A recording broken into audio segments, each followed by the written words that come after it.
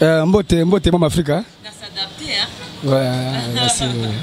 Tous continuer, tu vois, notre souka qui te baki, donc matadi mayo, bazo fongola honte, ya nous kanga, épanouissement pour donc matadi mayo des années. Mais na matadi mayo kuna ezali complice moko munene za kuna église catholique olinga te biso to keleto fongola matadi mayo. Bakanga biso déjà tokena église kimbangi sazolo bakumba kimbangu biso pe ba messager to le bakakumba kimbangu pona nini so ekomi tour ya kokele matadi mayo église kimbangi c'est po ya tonda mbongo asa ba relation na bakonzi fa benga biso ba soda ba ko menacer biso bakanga biso po tozo ke matadi mayo non matadi mayo ezali esiko ba missionnaire catholique bazwa ki ba jeune fille ya ba congolaise bakena bango na Rome bakena kocha bango ki maser nde babunga ka place wana na matadi mayo tangu babungaka balimwa na matadi mayo tangu balimwaka libulu muka munene salama wana nde batonga ndaku ya 4 portes eza gâchette to fongola ndaku wana nde tokozwa kimia yanga to biseki bakonzi baluka biso elaka ya kimbangu ezali na 4e génération biso ba messager to na vérité ya bakoko na biso to bombe eloko te to botami po na vérité même église ya kimbangi se bayebi yango bien ke kimbangu alakaka 4e génération ekoleka te. Merci beaucoup. Coco, messager. Tout le bain n'a pas l'église c'est multiplié. Merci Mama Africa. Nous retournons à Motuna. Bon, makambo l'église. Ndenge to biseki bakonzi esengeli bazwa mokano moko vraiment ya bien bakanga l'église parce que l'église est ko freiner l'homme noir. Ebungisi boyebi ya bakoko na biso bayebaki nzambe utakala basembaki nzambe l'église te kasi kombo ya nzambe ebanaki kimi ezalaki bango bayeli biso l'église ba confession pona ko bouleverser histoire bantu ko fekle biso ba noir tu basusu bakoko na biso te ndoso mona pasi oyo biso nyonso to bima na l'église to sala misala ya maboko oyo bakoko na biso basalaki to lona mingi to longola nzala na Congo ndenge kimbangu ye mo lobaki la paix dans le monde de la paix. Mais babar, faut ba konzi bakanga l'église, bakanga pe babar. Parce que babar rezo longola pe biso maele mingi, rezo longola biso boyebi. Mutu alinga zalaka na bar, makelele. Bazo ko étouffer population. Balongola babar, balongola pe l'église, Congo etika na kimia, o nazoloba na sa ko se vantete et sali prophétie, o kimbanga lobaki Congo asika, e ozana bar te, e ozana hôtel te, église pe ozalate.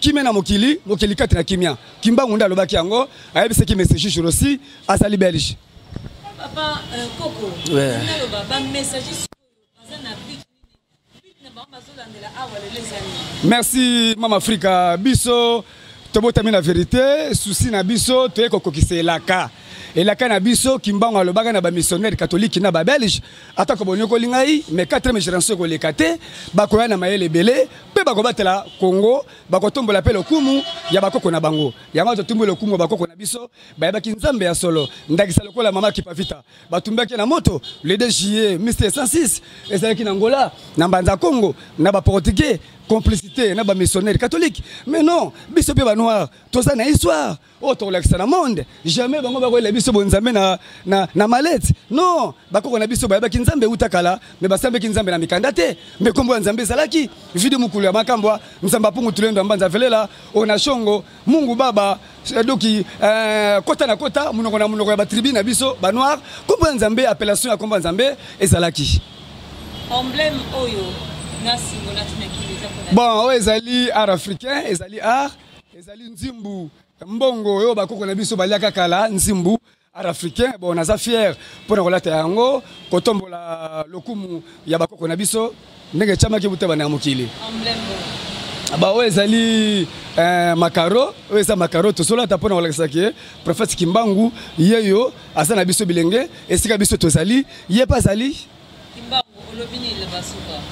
Bon, liloba suka souci nanga ezali ke bakonzi baluka biso tokutana na bango topesa bango bwania nazobeta sete nazoloba mingi likambo ya matadi mayo Kimbangu alobaka ayebisaka monsieur braconnier azali belge tango bayena Kimbangu awa na nzete oyo face à face ambassade ya Belgique Kimbangu ayebisaka papa Kiama aza muteke bayena foko ya kombo na Kimbangu kengai Kimbangu na kufi tolobaka nini papa Kiama soki mutakufi na mboka na biso bafungola cercueil batu batala tangu papa qui a mazoki révélation wana pe ayebisa ki bambuta oyo baki na cercueil wana ke ya solo soki penda oyo ezali kora kimbangu bafongola cercueil ngana tala mupepe yaki makasi bakimisi cercueil wana tilelo babomba yango na kamba yango wana tozo koyebisa bakonzi biso tobotami mpo na vérité tokobanga eloko te tozo défendre Congo ndenge kimbangu a défendaki Congo tobotami mpo na vérité kimbangu c'est pas mort kimbangu azali